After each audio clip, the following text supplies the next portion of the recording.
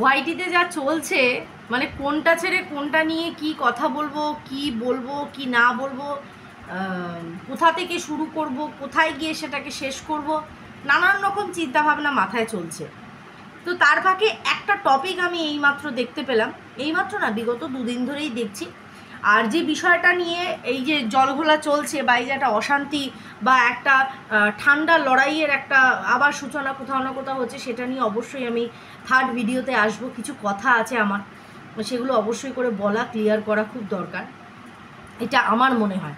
আমি ভিডিও শুরুতেই বলে দিই, আমার করা ভিডিও না কাউকে তেল মারা, না কাউকে হার্ট করা, না কাউকে অতিরিক্ত ভালোবাসা দেখানো, কোনো কিচ্ছু না। আমি আমার মতন দুটো কথা বলবো, আমার যেখানে সঠিক মনে হবে বলবো, যেখানটা ঠিক মনে হবে না আমি বলবো, ব্যাস এইটুকু। কে আমার সাথে সম্পর্ক রাখলো না রাখলো, হোয়াট এভার, যেই হোক, ওয়াইটিতে যেই হোক, যদি মনে করে সম্পর্ক রাখবো ভালো কথা, না রাখবো কোনো দরকার নেই, কোনো দরকার নেই। কারুর মাথার দিব্যি কারুর দেওয়ার নেই। ওয়াইটির যা দিনচারিয়া প্রত্যেক দিন হয়েছে আমরা তো দেখতে পাচ্ছি। যাই হোক, সেসব নিয়ে সেই ভিডিওতে কথা বলবো। এখন যে ভিডিওতে কথা বলতে এসেছি, বলছি টপিকটা কি হয়েছে জানো? যার বিয়ে তার হুঁশ নেই, পাড়াপড়শির ঘুম নেই। হ্যাঁ, যার বিয়ে তার হুঁশ নেই, পাড়াপড়শির ঘুম নেই। এই কথাটা কোন অর্থে ব্যবহৃত হয় বলো তো? মানে যাকে নিয়ে তোমরা এত মাতামাতি করছো, ভাই তার জন্য তো একটু অপেক্ষা করো, তাকে তো কিছু বলতে দাও। পাত্রী পাত্রী করে 2-3টে পাত্রীর ছবি, ইনস্টা আইডি, ফেসবুক আইডি আমি জাস্ট আন্দাজ করে করে বার করেছি, খুঁজে খুঁজে সব কটা পেয়ে গেছি, পাই টু পাই। এই যে দেখো, আজকে যে থাম্বনেলে ছবিটা আটকেছি, এই ছবিটা 2-3 দিন আগে আমাদের এই টিনের যে আবার পুনরায় জড়িত হওয়া যে দিদি, মানে মন্দিরার যে সোনাদীপ ভাই, সে কিন্তু দিয়েছিল। আমি অনেক খোঁজাখুঁজির পর আমি ইউটিউবে খুঁজে পাই, তারপরে আমি ওখান থেকে শর্টসে কি বলে, ইনস্টার আইডির লোগোটা দেখে আমি ইনস্টাতে গিয়ে সেখানে খুঁজে এই ছবিটা আমি ওখান থেকে পাই, যেটা স্ক্রিনশট নিয়ে আমি এখানে থাম্বনেলে দিয়েছি। ঠিক আছে, তো যাই হোক, ভিডিওটা শুরু করার আগেই বলি, welcome back to my channel. কেমন আছো তোমরা সবাই? আশা করি সবাই ভালো আছো, আমিও ভালো আছি। ভালো তো থাকতে হবে ভাই। দেখো, দিন চলে যাবে, রাত চলে যাবে, যে চলে গেছে সে আর ফিরে আসবে না। এরকম করে সবাই একটা দিন চলে যাবে, পড়ে থাকবে শুধু স্মৃতিগুলো। তারপরেও দেখো আমরা কীরকম কামড়াকামড়ি, মারামারি, ধারাধারি করছি। কি হবে? আমি তো বলেছি যে ওয়াইটিতে কেন, মানে বিশেষ করে দুনিয়ার কথা তো পরে বলবো, আগে ওয়াইটিতে আমরা কেউ কারণ না, সবার একটা স্বার্থ আছে, সবার স্বার্থ আছে, ঠিক আছে? তো সেই স্বার্থ অনুযায়ী কেউ আশা কারুর সাথে করবে না, কখনো কারুর কাছ থেকে আশা করবে না, একদমই। তো যাই হোক, ভিডিও শুরু করি। এবার ভিডিওর যে মোদ্দা বক্তব্য, সেটা হচ্ছে সন্দীপের বিয়ে। বিগত কিছুদিন ধরেই বিয়ে বিয়ে বিয়ে বিয়ে বিয়ে বিয়ে করে মাথা কান ঝালাপালা হয়ে গেছে। অ্যাকচুয়ালি এই বিষয়টার সূত্রপাত, এই বিষয়টাকে হাওয়া দেওয়া, এই বিষয়টাকে মানে কুচিয়ে ঘা করার মতন কিছু টপিক কিন্তু শুরু করেছিল সন্দীপই, যেটা আরশও কিন্তু প্রতিনিয়ত তার ভিডিওতে দেখাচ্ছে। সেটা কি? এই যে এক ঝলক করে দেখা, তারাপীঠের সিঁদুর দেখানো, হ্যানা ত্যানা, এই এক ঝলক করে, ঠিক আছে, সব দেখানো হচ্ছে।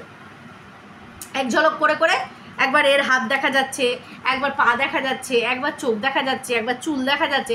তো এরকম করে করে কি হচ্ছে, মানুষের বলার জায়গাটা তৈরি হচ্ছে। মানুষ বলছে, দেখো, কেউ কখনো গামলার সাথে সন্দীপকে কম্পেয়ার করবে না, ঠিক আছে? আজকে যারা বলছো যে সন্দীপ বাড়িতে ডেকে নিয়ে এসে বেলেল্লা পানা করছে আর গামলার সাথে ওর কোনো তফাৎ নেই, এইটা একদমই তোমরা বলো না। কারণ গামলা 1 বছর আগে বেলেল্লাপানা করার জন্য বাড়ি থেকে সে বেরিয়ে গেছে প্রেমিকের উদ্দেশ্যে, কথাটা বুঝবে, ঠিক আছে? বাড়ি থেকে সমস্ত কিছু ছেড়ে বেরিয়ে গেছে প্রেমিকের উদ্দেশ্যে।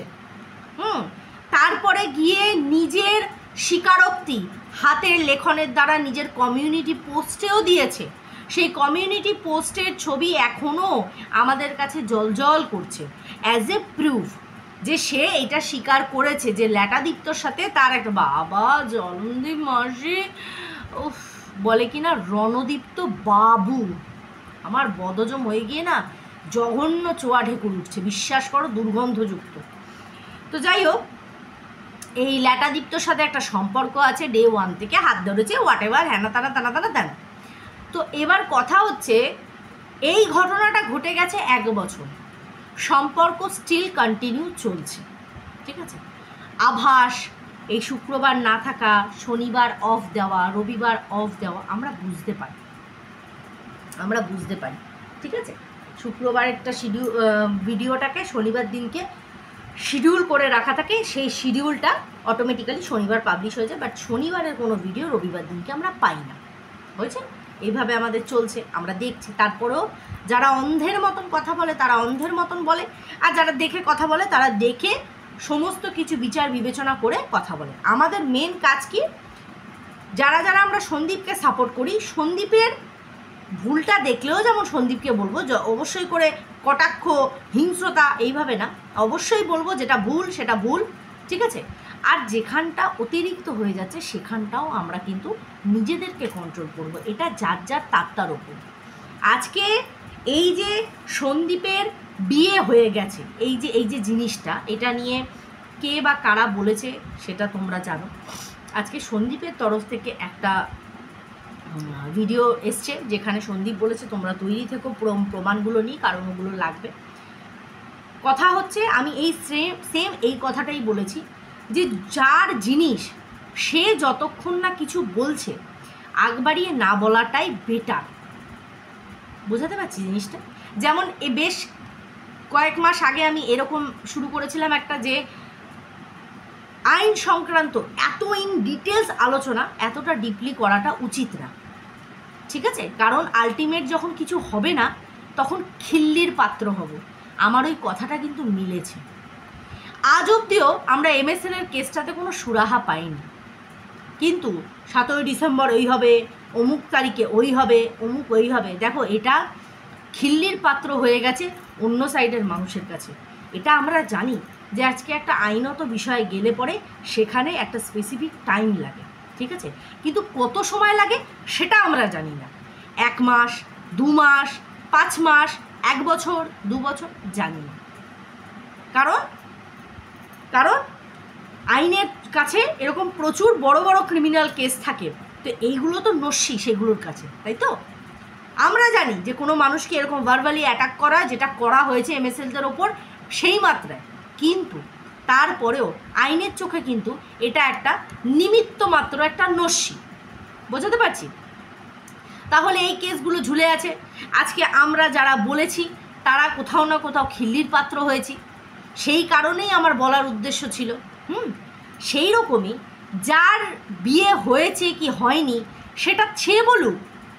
আজকে সন্দীপের বিয়ে হলো কি হলো না, হ্যাঁ মানছি যে একটা নারীর অবয়ব আমরা দেখতে পাচ্ছি বা অনুভব করতে পাচ্ছি যে এটা সঙ্গে করে রয়েছে, কিন্তু এখনও কিন্তু সন্দীপ আমাদেরকে কিছু বলেনি। তো যখন সন্দীপ বলেনি কিছু, তাহলে আমাদেরকেও একটুখানি বুঝে চলা উচিত তো। কিন্তু বেশি ওভার এক্সাইটমেন্টে আমরাও কোনো কথা বলে দিয়েছি, আজকে সন্দীপ এটা বলছে। এবার বক্তব্য হচ্ছে, এই কথাগুলোর মধ্যে বিয়েটা